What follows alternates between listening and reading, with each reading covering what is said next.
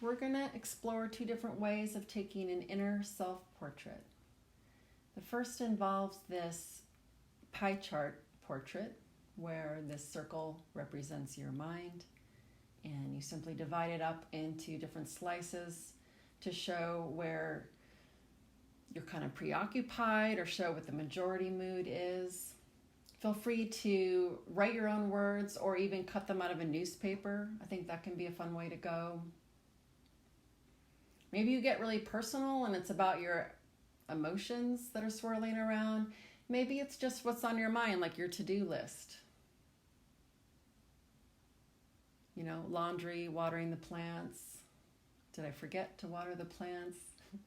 If they're phrases and they don't really fit into the slice, try making a key or a legend where you label things with letters or numbers and explain it over to the side.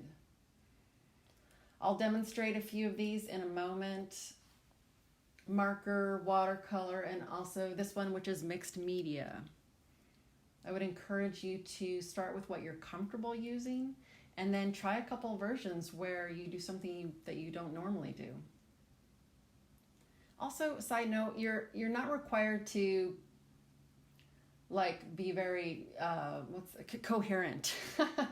If words are not coming to you, just say it's too difficult to name, or it's a maybe, or you forgot already. That's totally fine. I think being honest with yourself is the best way to go. This is an example I wanted to show of two side-by-side portraits where the left one was during the wildfires and I wanted to capture what was going wrong, and then I wanted to make one next to it that showed how I'd rather I'm going to demonstrate some watercolor videos throughout this course.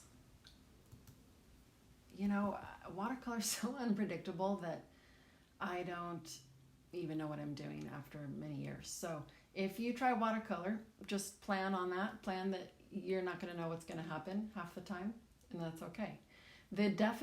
My number one tip is to make many versions of something. If you make 10 or 20 versions of one thing, the odds that you will really like one of those is quite high.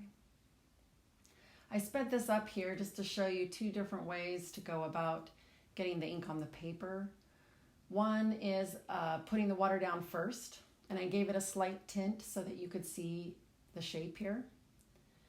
When you do that first, the watercolor ink will really not go beyond the edge of wherever you've placed the water. It's kind of magic that way. I like to use already mixed or liquid watercolor inks when I want things to flow the most, because you can see that when I put it down, it spreads more easily rather than staying in one place. Some people will use a hairdryer to speed this up. I have only tried this once in a while.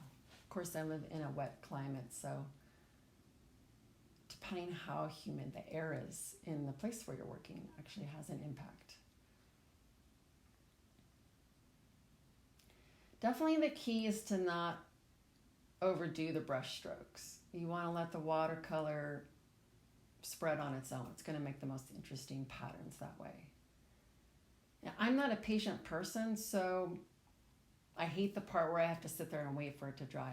That's usually when I'll start to make a couple other versions. This is another method. If you don't want the watercolor to spread and make crazy patterns, what you'll want to do is kind of mix the tint that you desire and then just start from one end of the shape and work towards the other. It's going to start drying rapidly, so if you just move from the left to the right or the top down, it'll dry as you go and you won't end up with any awkward lines. This is important because when I first started, I used to just kind of jump all over, add the paint without any kind of a plan, and then it would dry into these awkward shapes that I wasn't planning. So just work very quickly and try to go from one point in the shape all the way to the other.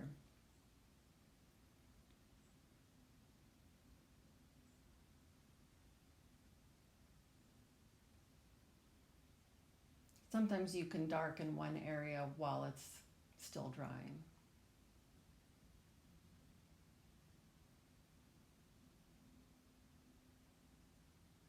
Now, while I'm waiting for both of these to dry, usually a thing that I do to amuse myself is draw something really quick that I'm not going to use, that I don't care about.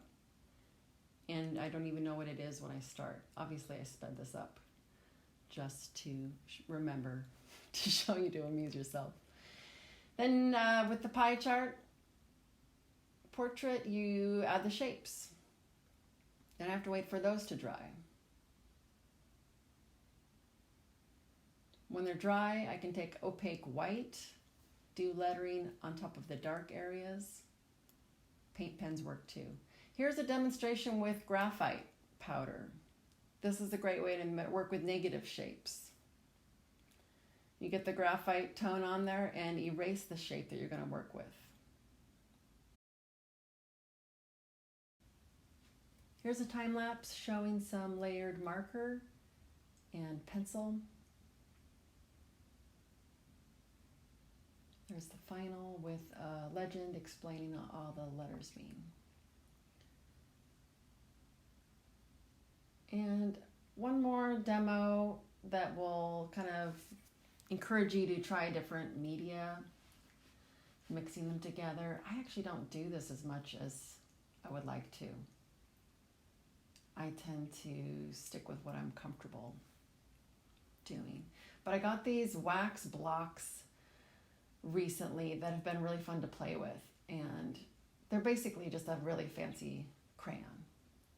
But anytime you mix wax with marker or watercolor, you'll get a interesting effect because the wax, of course, doesn't allow the wet media through to the paper. And you can use a light crayon or a light wax to smush everything around on the surface. It'll look more like paint.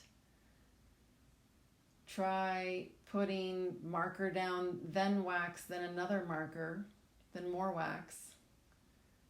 And a pencil will refine the edges of the shape.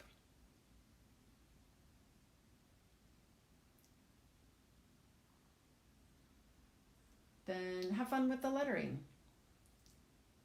Make sure that's kind of an expressive element in and of itself.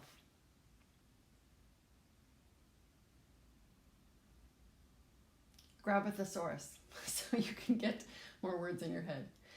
This is one of the prompts where I'm encouraging you to try monochrome, so all cool or all warm.